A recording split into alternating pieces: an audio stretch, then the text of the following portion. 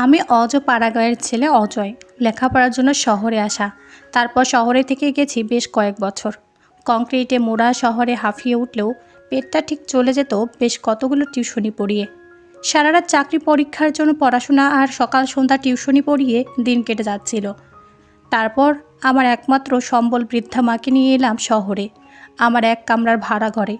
মা কোনোদিন ছেলের স্বল্প সামর্থ্যের জন্য বিন্দুমাত্র অভিযোগ করেনি। বছর তিনেক বেশ ভালোই কাটল। তারপর মা অসুস্থ হয়ে পড়ল ভীষণভাবে। অনেক চেষ্টা করেছিলাম মাকে বাঁচানোর, কিন্তু পারলাম না।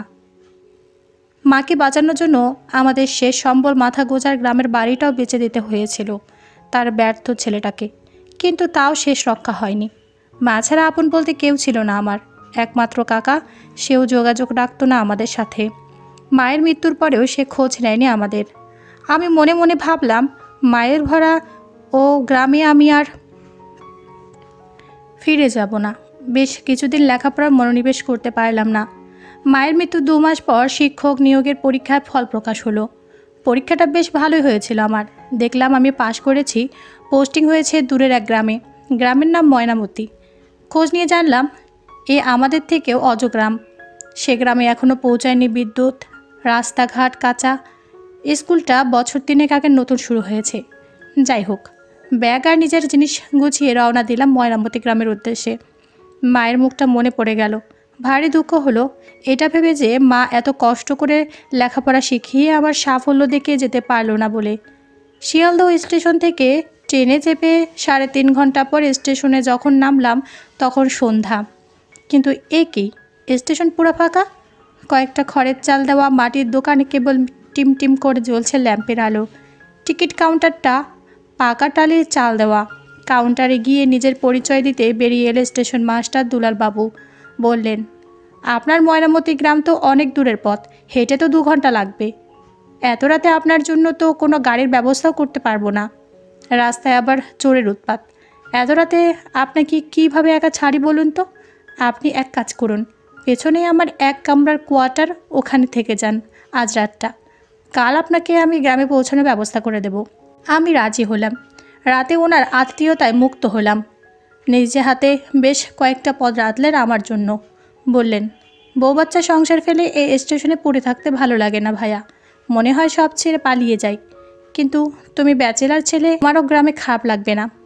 রাতে মোমবাতি জ্বালিয়ে অনেক সময় গল্প করলেন ভদ্রলোক। তারপর ঘুমাতে গেলাম আমরা। পরের দিন সকালে হাত মুখ ধুতেই উনি খাবার হাতে ধরিয়ে দিয়ে বললেন, সবটা খেয়ে নাও ভাই। ভ্যানে করে এতটা পথ যেতে যেতে রাস্তায় খিদে পেয়ে যাবে। এই বিস্কুটের প্যাকেটটা ব্যাগে রাখো। ওনাকে অনেক ধন্যবাদ জানিয়ে বেরিয়ে পড়লাম আমি। উনি বললেন, ময়নামতি কোনো রমণীর প্রেমে পড়লে জানিও। তোমার বিয়ের ভোজ খেতে আমি কিন্তু অবশ্যই যাব। আমি বললাম, বিয়ে না করলেও আমি আপনাকে নিয়ে তো যাবই, আমার হাতের রান্না টেস্ট করাতে। সকাল সকাল মনটা বেশ ফুরফুরে লাগছে। সত্যি, ভদ্রলোক যেমন ভালো তেমন রসিক। আজকের দিনে এত ভালো মানুষ দেখাই যায় না। ভ্যানওয়ালা লোকটা বলল, আপনি ময়নামতি যাবেন তো? বললাম, হ্যাঁ, ময়নামতি হাই স্কুলের সামনে নিয়ে চলো আমায়। সে বলল, আপনি কি মাস্টার বাবু? শুনে লোকটার চোখ মুখ উজ্জ্বল হয়ে উঠল। আর আমার খাতির যেন বেড়ে গেল। বলল, আমার বাড়ি তো পাশের গাঁয়েই। এবছর ময়নামতি স্কুলে ক্লাস 5-এ ভর্তি করেছি আমার ছেলে পাঁচুকে। আমিও গল্প জুড়ালাম লোকটার সাথে কথা বললে বুঝলাম এখানকার মানুষজন ভীষণ সৎ আর সরল। ভ্যান থেকে নেমে সে কিছুতে ভাড়া নিতে চায় না। তবু জোর করে 2 100 টাকার নোট গুছিয়ে দিলাম লোকটার পকেটে। এখনও স্কুলটার তৈরির কাজ চলছে। ছাত্রছাত্রীদের সংখ্যাও খুব কম। প্রধান শিক্ষক বেশ বয়স্ক। আমাকে সস্নেহে নিজের রুমে নিয়ে বসালেন। বললেন, তোমার আসার অপেক্ষাতেই ছিলাম অজয়। তারপরে গ্রামের অর্থনীতি আর গ্রামের মানুষের শিক্ষার প্রয়োজনীয়তা সম্পর্কে অনেক আলোচনা হলো। জানতে পারলাম এই গ্রামের বেশিরভাগ বাচ্চা অভাবের জ্বালায় অল্প বয়সে চাষের কাজে যোগ দিত। আগে স্কুল ছিল না এই চত্বরে। এখন অনেক ছেলে মেয়ে লেখাপড়া আগ্রহী হয়ে এগিয়ে আসছে।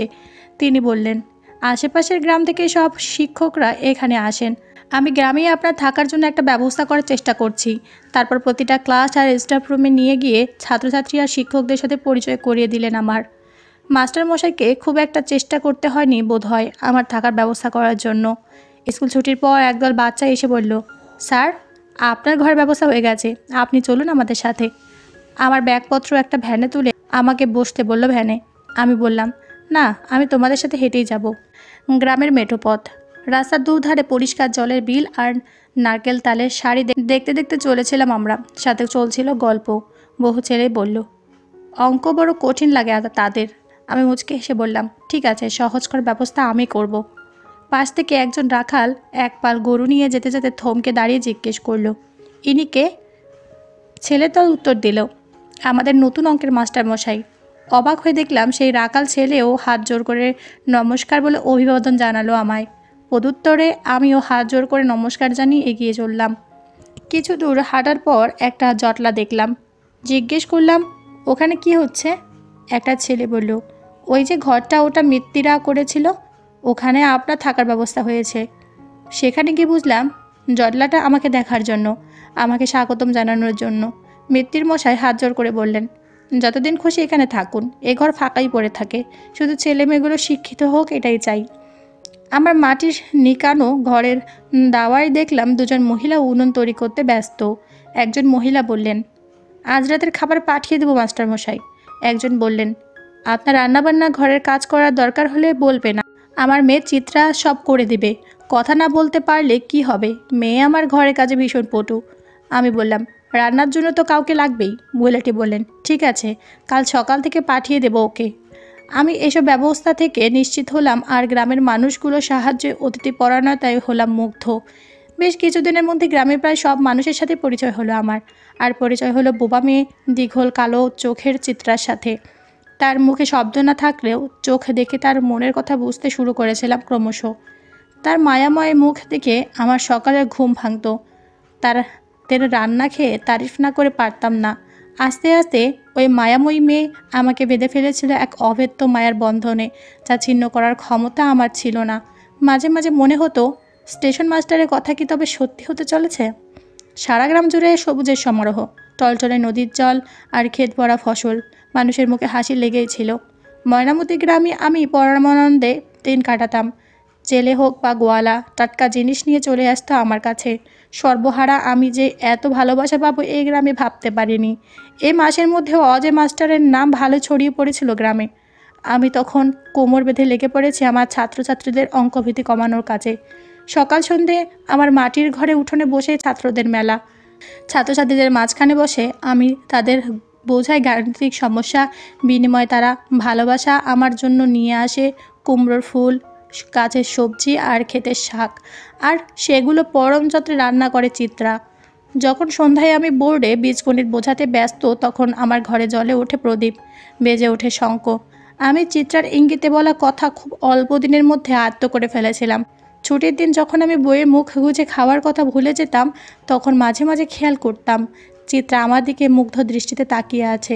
বিকেল বিকেল রান্না শেষ করে সন্ধ্যায় রোজ বাড়ি ফিরত চিত্রা। ছুটির দিনে ওকে আমার সাথে খেতে বলতাম, ভালো কিছু রান্না হলে বাড়ি নিয়ে যেতে বলতাম। সেবার হাটে গেলাম নিজের জন্য কিছু জামাকাপড় কিনতে, কিন্তু সেখানে গিয়ে একটা গোলাপি শাড়িতে চোখ আটকালো। তখন চিত্রার মুখটা মনে পড়ে গেল। কিনে বাড়ি ফিরলাম শাড়িটা। পরের দিন শাড়িটা চিত্রার হাতে দিতেই ওর মুখে হাসি ফুটে উঠল। বললাম, সরস্বতী পুজোর দিন ওটা পরে স্কুলে যাস। তারপর ওই গোলাপি শাড়িতে চিত্রাকে দেখে তো আমি অপার মুগ্ধতায় ওর দিকে তাকিয়েছিলাম বেশ কিছুক্ষণ। আমার স্বপ্নের প্রেমিকা ছিল চিত্রা, কিন্তু মাঝে মাঝে চিন্তা হতো, আমার বোবা প্রেমিকার মনেও কি প্রেম আছে আমার জন্য? 6 মাস পর বুঝলাম, চিত্রার সান্নিধ্য ছাড়া আমার এই সুখী জীবনে আর সুখ থাকবে না। মনে মনে ঠিক করলাম ওর মায়ের সাথে বিয়ের ব্যাপারে কথা বলবো। কিন্তু হঠাৎ করে চিত্রা আসা বন্ধ করে দিল আমার ঘরে। খোঁজ নিতে পাশের বাড়ির ছেলে নীলু বলল, চিত্রার তো বিয়ে, তাই বোধহয় আসছে না। কথাটা শুনে মনে প্রচণ্ড আঘাত পেয়ে বললাম, কোথায় বিয়ে হচ্ছে রে? নীলু বলল, শহরের এক বড়লোক বাড়ি, তাদের নাকি মস্ত বাড়ি, অনেক গাড়ি। পরের দিন নিজেই গেলাম চিত্রার বাড়ি। বেশ কিছু টাকা দিয়ে এলাম ওর মায়ের কাছে। চিত্রার দিকে তাকিয়ে দেখলাম ওর 2 চোখ ভরা জল। চিত্রার মা বলল, মাস্টার বাবু, শহরে আমার বোন থাকে, ওর ঘরেই বিয়ে হবে মেয়ের। জামাই আমার সুপুরুষ।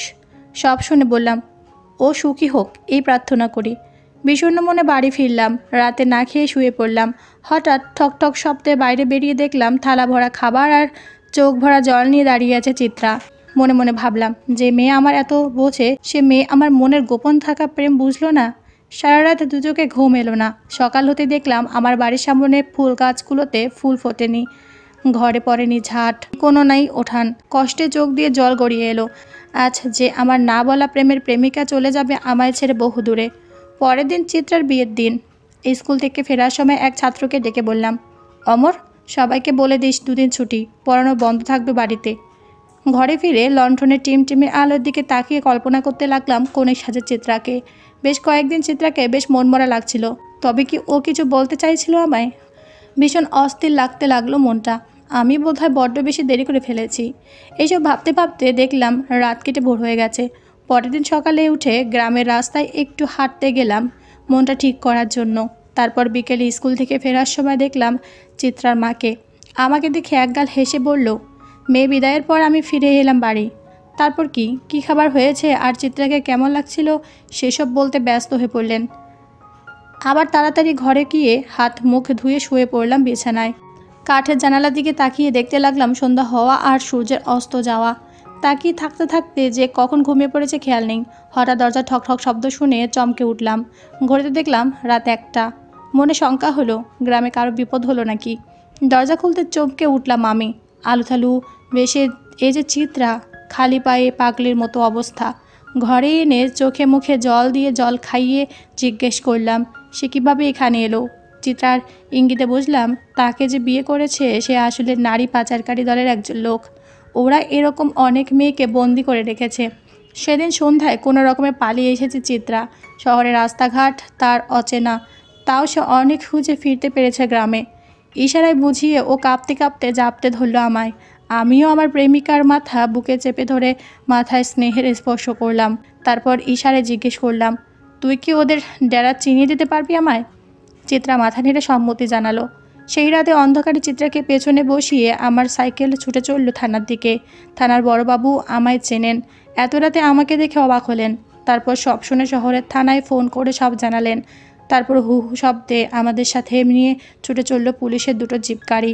শহরে পৌঁছে সব পুলিশরা এক হয়ে ঘেরাও করলো সে বস্তি। উদ্ধার করলো 15 জন মেয়েকে, যাদের পাচার করার চেষ্টা করেছিল দুষ্কৃতীরা। তারপর আবার জিপে করে ফিরলাম গ্রামে। গ্রামের লোকজন তাদের প্রিয় চিত্রাকে ফিরে পেয়ে ভীষণ খুশি। চিত্রার মাকে বললাম, ভালোভাবে খোঁজ না নিয়ে এইভাবে মেয়ে বিয়ে দেয় কেউ?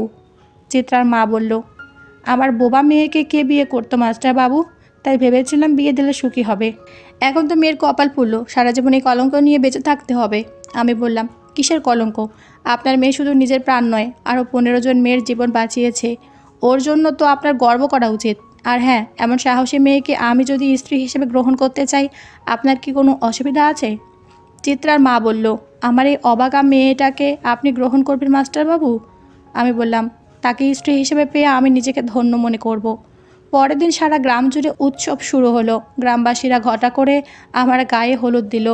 আগের দিন রাত জেগে সবাই মিলে বেঁধে ফেললো প্যান্ডেল। আমি আমার কাছে সামান্য কিছু টাকা রেখে বাকি টাকা তুলে দিলাম মেত্তির মশাইয়ের কাছে। বললাম, আমার পরিবার বলতে কেউ নেই, আপনারা দায়িত্ব নিয়ে সব করুন। মিত্তির মশাই বলল, আমরা তো আছি। সন্ধ্যায় গ্রামের লোকদের খুশি আর কে দেখে। আমার ছাত্রছাত্রীর দল প্রজাপতির মতো রঙিন সাজে চারদিকে ছুটে বেড়াচ্ছে, তদারকিও করছে। তারপর বিয়ে হয়ে গেল আমার আর চিত্রার। সেখানে উপস্থিত ছিলেন সমস্ত গ্রামবাসী, গোটা স্কুলের শিক্ষক শিক্ষিকা, ছাত্রছাত্রী আর সেই স্টেশন মাস্টার। বিয়ের পর চিত্রা আর আমার সুখের সংসার। চিত্রা এখন পাক্কা গিন্নি। এখন চিত্রাকে অনেক লোকজন মাস্টারের বউ বলে ডাকে।